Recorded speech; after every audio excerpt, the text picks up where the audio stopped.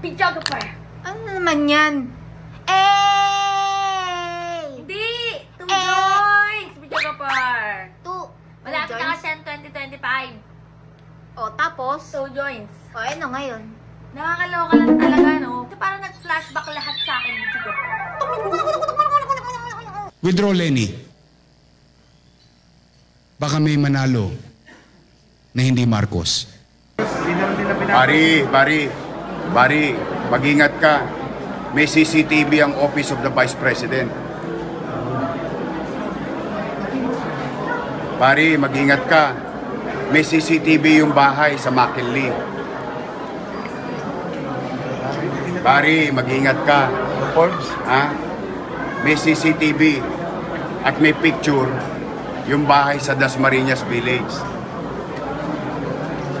Fake talaga kayo. Kaya ayaw sa inyo ng tao. Hindi talaga. Fake talaga kayo. O, saka Bari, huwag ka na magsalita. Yung amo mo, pagsalitain mo. Hindi talaga. Ako ba may inaatrasan sa inyo? Lahat ng pukol ninyo sa akin, kahit na anong spin nyo, wala kayo narinig sa akin. With all honesty, I respect the way you manage your report because that's your job. Pero ako wala akong kinupublish eh.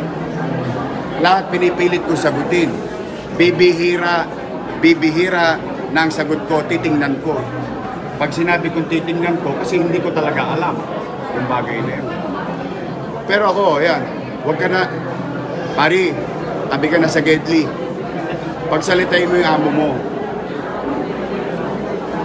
Pagsalitain mo yung amo mo. O baka hindi pa mabasa? Kailangan yung telegram ka. Hindi talaga. Wala akong prejudice sa babae. You saw that in my office. Sa opisina ko, bakla, tomboy, babae, lalaki, lahat pantay-pantay nagtatrabaho sa opisina. Hindi to gender issue. This is character of leadership.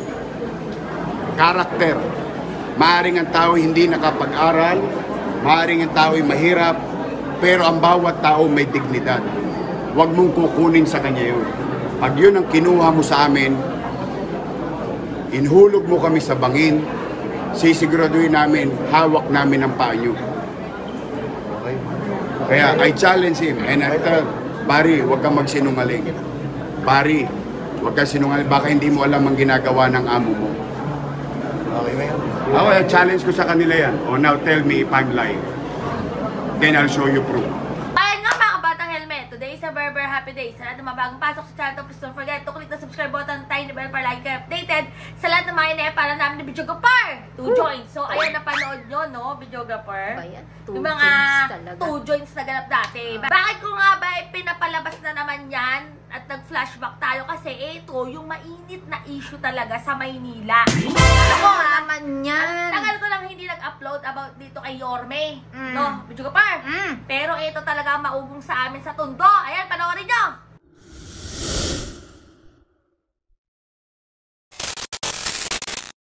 We feel betrayed. Why? Kasi wala nung sinabi niya sa amin eh, hindi siya tatakbo eh. Diba? Right from the very beginning, sinasabi niya sa amin, huwag kayong makikinig sa mga chismis-chismis.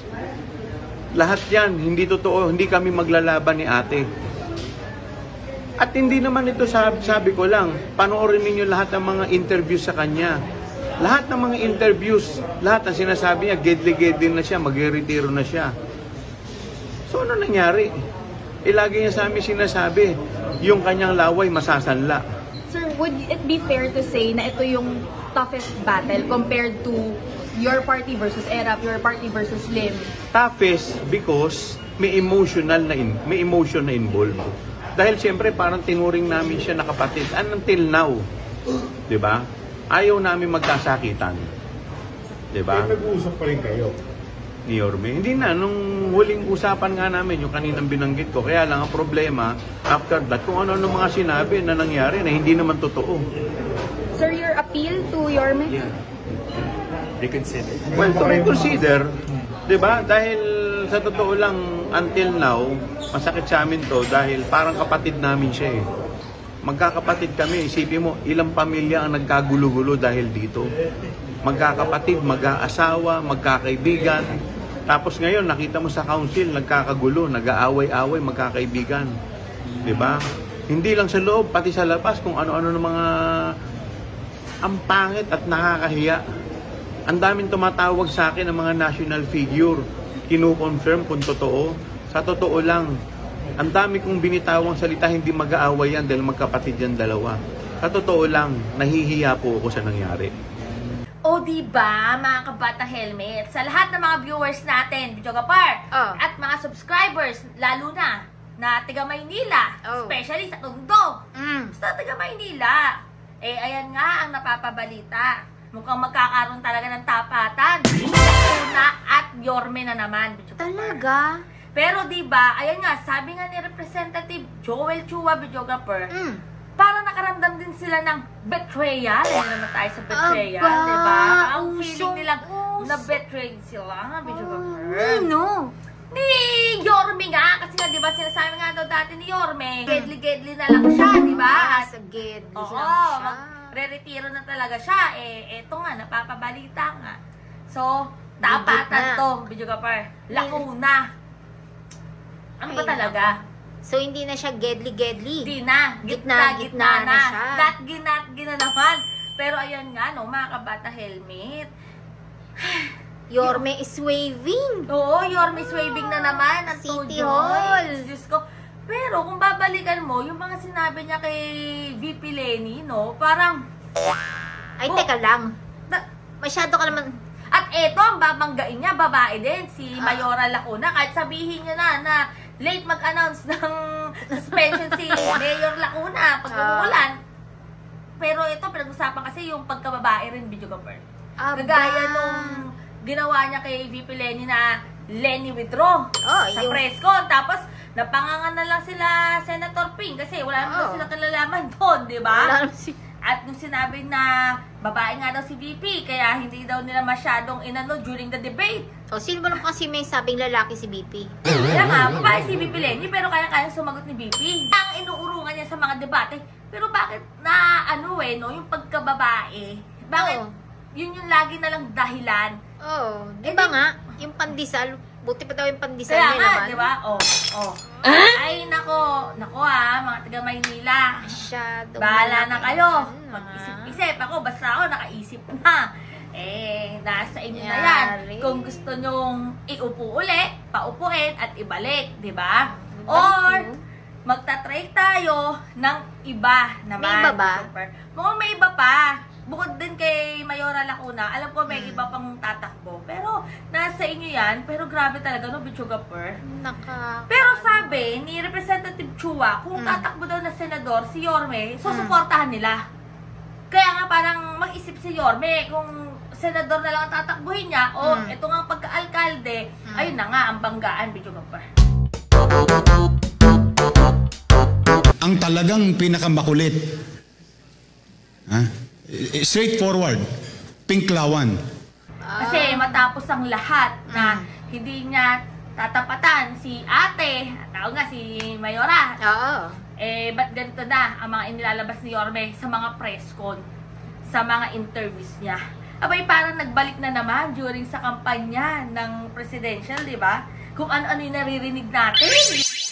Kasi napapatunayan ang kanyang pagkalalaki. Ano ba yung bigyan? Oo. Macho siya. Kapag ginagano mo ang kababaihan, macho. Ay, oo. Pagka ginagano ng kababaihan, macho ka. Sabihin pa ni Yorme ngayon na Lacuna, withdraw. Oo. Lalaki ako. Nakakalola. Okay. Basta, kayo na bahala dyan, mga tiga Maynila, mga tiga Tondo. Basta ako, alam ko mayor na nyo yan. Mayor, bahala kayo. Gusto nyo yan, gedli-gedli. Bahala kayo, Etneb. Basta sabi ko, sa buhay, nag-helmet din ang buhok nyo. It keeps getting better every day. God bless everyone. At ang ating comment of the day, galing kay Nathaniel de los Santos. Yan ang problema sa inyo. Padalos-dalos kayo, ginawa nyo war on drugs, tapos pag binalikan na kayo, nagpapanik na, wala kami pakialam, sabihin mo, politiko, hostisya, hinahanap, tao, bayan. Yan ha, galing yan kay Sir Nathaniel de los Santos. Yan yung sa video naman natin about sa ICC, Bichogapar. Sa Bato and Tatay Diggs nila. Ang masasabi ko lang dito, Sir Nathaniel, abangan natin mga susunod na kabanata kung ano talaga mangyayari about sa ICC, kung meron ba talagang ICC, kung nandito na ba talagang ICC, nandito na ba talagang Interpol, at kung meron ba talagang mauhuli. Sino uunahin, sinong hindi. Kaya nga, ayan na, comment of the day! Comment